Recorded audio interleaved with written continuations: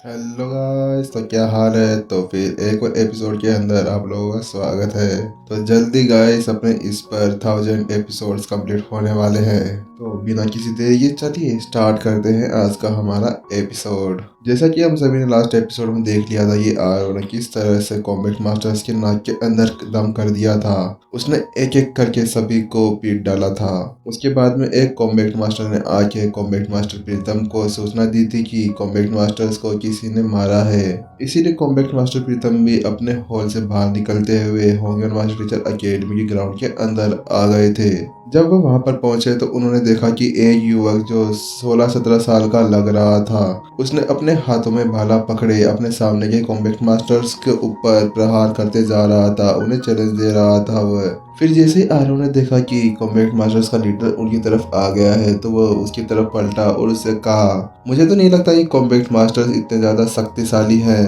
क्या सही में केवल इतनी ही शक्ति है कॉम्बैट मास्टर्स के अंदर? ये तो मेरे सामने कुछ भी नहीं। जब कॉम्बैट मास्टर प्रीतम ने आरव के मुंह से वह सब शब्द सुने तो उसके गुस्से का पारा भी चढ़ गया। उसने कहा, क्या तुम्हारी इतनी हिम्मत कि जो तुम कॉम्बैट मास्टर्स को चैलेंज दो? यहाँ तक कि केवल कॉम्बैट मास्टर प्रीतम ही नहीं थे जिनको इतना ज्यादा गुस्सा आ रहा था, उनसे अलग प्रिंसिपल समर्थ और उसके साथी भी वह नजारा देखने के बाद में हैरान थे, क्योंकि उन्होंने देखा था कि उनके सामने का जो युवक था वह बिल्कुल साधारण लड़ाकू था और उसने कॉम्बैट मास्टर्स की नाक के अंदर दम कर दिया था और उनको हराने के बाद में उनका मजाक भी उड़ाया जा रहा था। ये सब उनकी आंखों के सामने हो रहा था, लेकिन उनको अभी भी उसके ऊपर विश्वास नहीं हो रहा था। उनको तो ऐसा लग रहा था कि वह कोई सपना देख रहे हैं। वहीं दूसरी ओर एक हाथ में भाला लिए और एक हाथ को अपने पीठ के पीछे रखे आरव सामने वाले लड़ाकू मास्टर से कह रहा था, मैंने बहुत समय से सुना था कि लड़ाकू मास्टर्स बहुत ही ज्यादा शक्तिशाली होते हैं। मैंने उनकी शक्तियों के बारे में हर बार सुना कि वह बहुत ही ज्यादा शक्तिशाली होते हैं, तो मैं इसी का टेस्ट लेने के लिए यहाँ पर आया था, क्योंकि मुझे भी कॉम्बैट मास्टर्स के साथ में एक एक हाथ करना था। लेकिन सच कहूँ तो मैं बहुत ही ज्यादा निराश हूँ। क्या सही में तुम कॉम्बैट मास्टर्स केवल इतने ही ज्यादा शक्तिशाली होते हो? तुम्हारी ऐसे कहने की हिम्मत कैसे हो गई? एक युवक जो पता नहीं कहां से आया था, उसको कॉम्बैट मास्टर्स के बारे में इस तरह के अपमानजनक शब्दों का यूज करते हुए देख अर्णव बख्शी का गुस्से का पारा भी चढ़ गया था। उसने जोर से चिल्लाते हुए कहा, तुम्हारी इतनी हिम्मत कहां से हो गई कि तुम कॉम्बैट मास्टर्स के बारे में ऐसा कुछ कहो? अगर तुम्हें इतनी ज्यादा हिम्मत है तो क्या तुम मेरे साथ में एक एक हाथ करना चाहोगे? अर्णव बख्शी पहले ही हाफ संत लेवल तक पहुंच चुका था। भले ही अर्णव बख्शी अभी भी हाफ संत लेवल के स्टेज 1 के ऊपर था, लेकिन उसकी कल्टीवेशन के अंदर बहुत ही ज्यादा सुधार हुआ था। इन 3 महीनों के अंदर उसने अपनी एनर्जी को पूरी तरह से इकट्ठा कर लिया था, बिल्कुल एक झील की तरह। अर्णव बख्शी की बात सुनने के बाद में आरव ने एक ठंडे स्वर से उसको उत्तर दिया, मुझे देखकर तो ऐसा लगता है कि तुम भी थोड़े बहुत कुशल हो और मेरे पास ऐसा कोई कारण नहीं रहता कि मैं तुमसे फाइट ना करूं। सामने वाले को इतने गुस्से में देखते हुए आरव ने भी अपना भाला उठाया। ये देखकर कि अब सामने वाला लड़ने के लिए तैयार था, इसलिए अर्णव बख्शी ने कहा, ठीक है, तो मैं भी अपनी कल्टीवेशन लेवल को दबा लूंगा, उसे तुम्हारे जितना कर लूंगा। फिर उसने अपने स्टोरेज रिंग से एक तलवार निकाल ली। पिछले 3 महीने जब से वो नितिन से मिला था, उसके बाद में अर्णव बख्शी ने अपनी तलवार आर्ट के अंदर बहुत ही ज्यादा महारत हासिल कर ली थी, क्योंकि पिछली बार जब नितिन से वो लड़ा था तो उसको पता चल गया था कि उसकी तलवार आर्ट नॉर्मल मास्टर टीचर्स या लड़ाकों के सामने तो काम कर सकती थी, लेकिन उस जैसे माहिर लड़ाकू के सामने कुछ भी नहीं थी।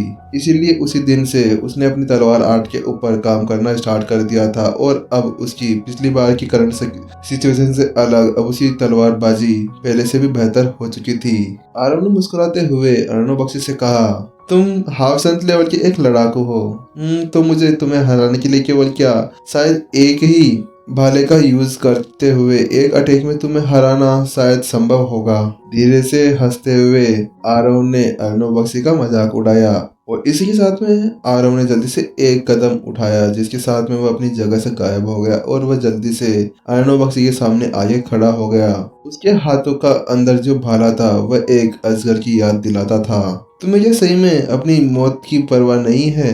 ये देखते हुए सामने वाले लड़ाकों ने उसके ऊपर बिल्कुल एक नॉर्मल सा भाला अटैक किया था, जो किसी भी प्रकार के एक अटैक से अलग था। वो केवल उसके अंदर उसकी ताकत ही लगी हुई थी, उसने किसी भी प्रकार के भाला आर्ट का यूज नहीं किया था। और इस सब को देखने के बाद में अर्णव बख्शी को गुस्सा आ गया, क्योंकि उसको ये लगा कि सामने वाला उसका मजाक उड़ाने की कोशिश कर रहा था। आखिरकार अर्णव बख्शी भी तो अर्धसंत लेवल का एक लड़ाकू मास्टर था, तो उसकी ताकत किसी से कम कैसे हो सकती थी। वह अपनी इस ताकत के साथ में किसी भी साधारण लड़ाकू जो उससे 1 या 2 स्टेज आगे हो उसको भी आराम से हरा सकता था। और ये ठहरा एक लेवल 9 का स्टेज 1 का एक लड़ाकू, तो फिर ये मेरा सामना कैसे कर सकता है। इसीलिए बिल्कुल न घबराते हुए अर्णव बख्शी ने भी अपनी बाल को ऊपर उठा दिया और अपनी पूरी एनर्जी को उसके अंदर डाल दिया। उसने अपनी पूरी एनर्जी को एक जगह पर पंप कर दिया था और एक ही पल के अंदर भाला और तलवार एक दूसरे के साथ में टकरा गई। जैसे ही तलवार और भाले की टक्कर हुई, वहाँ पर एक जोरदार धमाका हुआ। बूम! वहाँ पे एक धूल का गुमार चारों तरफ फैल गया था। अर्णव बख्शी ने तो पहले ये सोचा था कि सामने वाला उसके एक ही चाल के साथ में घुटनों पर आ जाएगा, लेकिन उससे अलग ऐसा हुआ। इसे उन दोनों ये तलवार और भाला एक साथ में टकराई तो अर्णव बख्शी को बहुत जोरदार धक्का लगा, जैसे कि सामने वाला युवक एक सुनामी हो और अर्णव बख्शी एक झील और सुनामी अर्णव बख्शी को भाकर ले जाए। जिसके साथ में ही अर्णव बख्शी भी अपनी जगह से 8 कदम पीछे चला गया। उसके माथे पर भी पसीना आ गया था। अर्णव बख्शी ने अपनी जगह पर खड़े होते हुए सोचा, मानना पड़ेगा सामने वाले लड़ाकू की ताकत मेरे से तो बहुत ही ज्यादा है। वो यही सोच रहा था कि सामने वाले लड़ाकू ने किस तरह की साधना टेक्निक का यूज किया जो उसके अंदर इतनी ज्यादा एनर्जी भरी हुई है। और अपने सामने का नजारा देखते हुए कॉम्बैट मास्टर प्रीतम और उसके आसपास के सभी लड़ाकू मास्टर्स का चेहरे का रंग उड़ चुका था।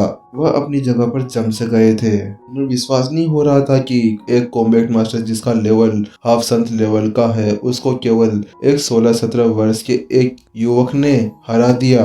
क्या अभी भी हमें जारी रखना चाहिए? अर्णव बख्शी को पीछे धकेलने के बाद में आरव ने फिर से अपने भाले को उठा लिया और उसने भाले को जोर से जमीन पे धकेला, जिसके कारण जमीन के अंदर से बहुत सारे भाले निकलते हुए अर्णव बख्शी की तरफ बढ़ने लगे। और अब उस भाला आर्ट के सामने अर्णव बख्शी भी कुछ नहीं कर सकता था, बस वह अपनी जगह से पीछे हटते जा रहा था। वाह क्या बात है, कितनी खतरनाक भाला आर्ट है। वह सभी देखने के बाद में तो कॉम्बैट मास्टर प्रीतम भी उस भाला आर्ट से प्रभावित हुए बिना नहीं रह पाए। अपने मन में सोच रहे थे, चाहे से ताकत कितनी भी ज्यादा क्यों ना हो, अगर एक लड़ाकू के पास में कुशल टेक्निक्स ना हो तो फिर वह कुछ भी नहीं कर सकता।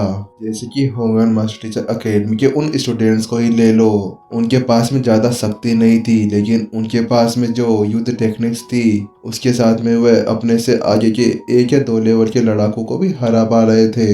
जब वो फाइट स्टार्ट होने वाली थी तब कॉम्बैट मास्टर प्रीतम ने सोच लिया था कि अर्णव बख्शी शायद सामने वाले को आराम से हरा देगा, क्योंकि उसकी ताकत और उसकी तलवारबाजी बहुत ही ज्यादा अच्छी थी। लेकिन उसने कभी भी नहीं सोचा था कि सामने वाला युवक इतनी ज्यादा शक्तिशाली होगा कि वह अर्णव बख्शी को भी आराम से हरा देगा।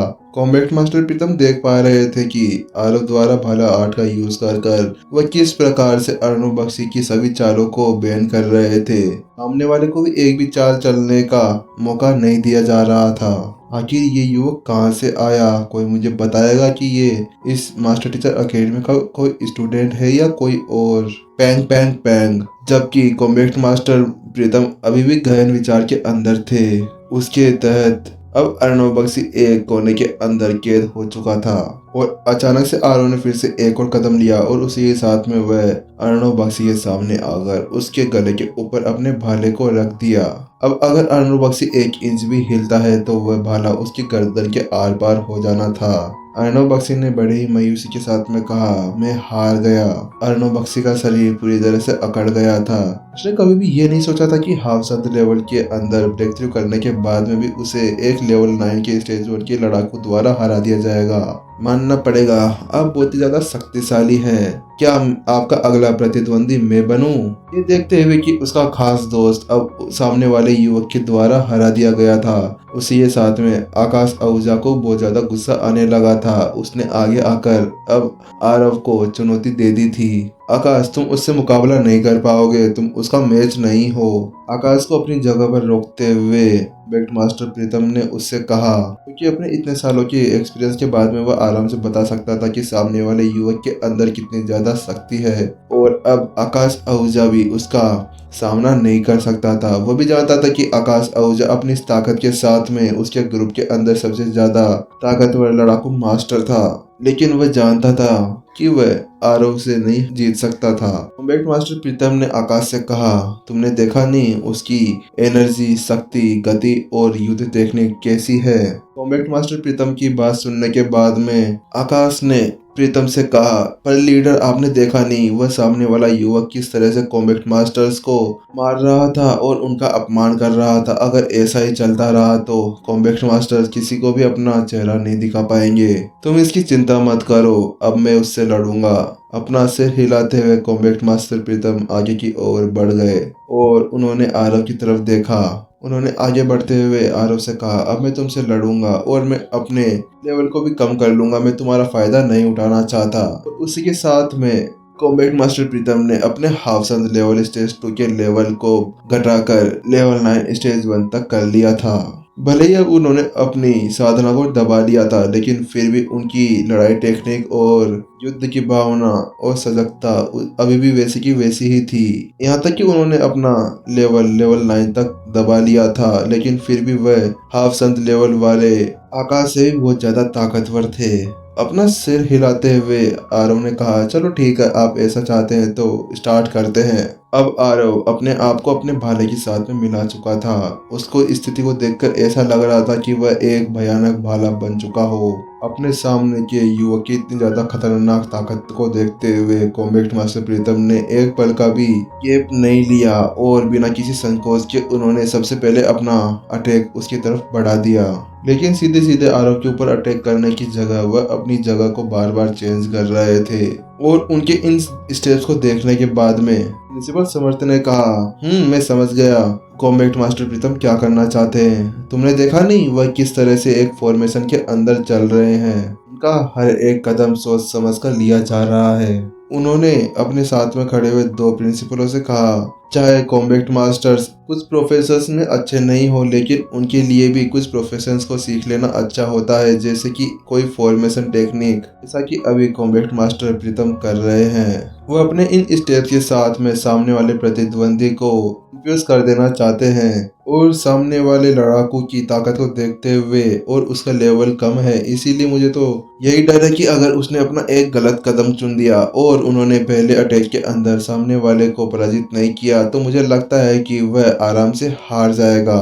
कॉम्बैट मास्टर प्रीतम की इस तरह की चाल को देखते हुए आरव बिल्कुल भी नहीं घबराया। वह अपनी जगह पर आराम से एक गहरी आह भरते हुए खड़ा था। उसने कॉम्बैट मास्टर प्रीतम के उन सभी स्टेप्स के अंदर की खामियां पहचान ली थी और कोई डायरेक्ट अटैक कॉम्बैट मास्टर प्रीतम के ऊपर ना करते हुए उन्होंने अपने भाले को तेजी से जमीन के ऊपर मारा, जिसके कारण जमीन के ऊपर एक गहरी दरार बन गई और उन्होंने अपना भाला जैसे ही ऊपर उठाया उसी के साथ में बहुत सारी चट्टानें और मिट्टी का बादल वहां पर छा गया।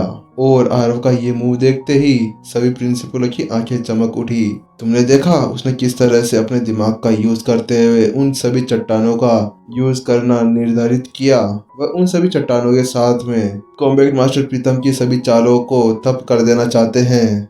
मानना पड़ेगा, ये तो बहुत ही अच्छी चाल थी। तो यही सोच रहे थे कि सामने वाला युवक कैसे कॉम्बैट मास्टर प्रीतम के इस चाल को हरा पाने में कामयाब होगा। मैं ईमानदारी से कहूँ तो मैं उसके उस भाला आर्ट से प्रभावित हूँ। कॉम्बैट मास्टर प्रीतम द्वारा उस फॉर्मेशन के अंदर अलग अलग स्टेप पर अपने अलग अलग क्लोन्स बनाए गए थे और सामने वाले युवक ने उन सभी को एक एक करके तबाह करने की जगह धूल के बादल और उन चट्टानों का यूज करते हुए उन सभी क्लोन्स को दूर कर दिया।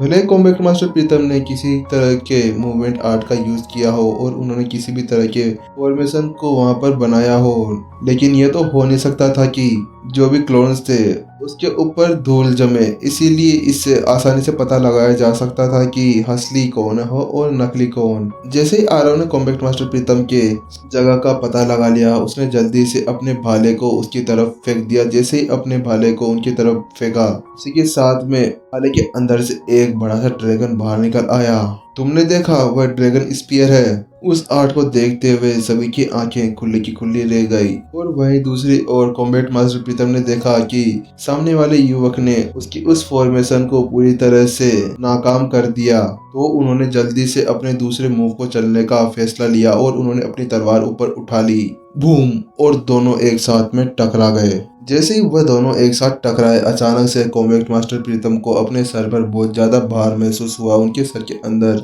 बहुत तेज दर्द होने लगा। उसके चेहरे का रंग उड़ चुका था। कॉम्बैट मास्टर प्रीतम के मन में एक ही सवाल आया, आखिर इसका टीचर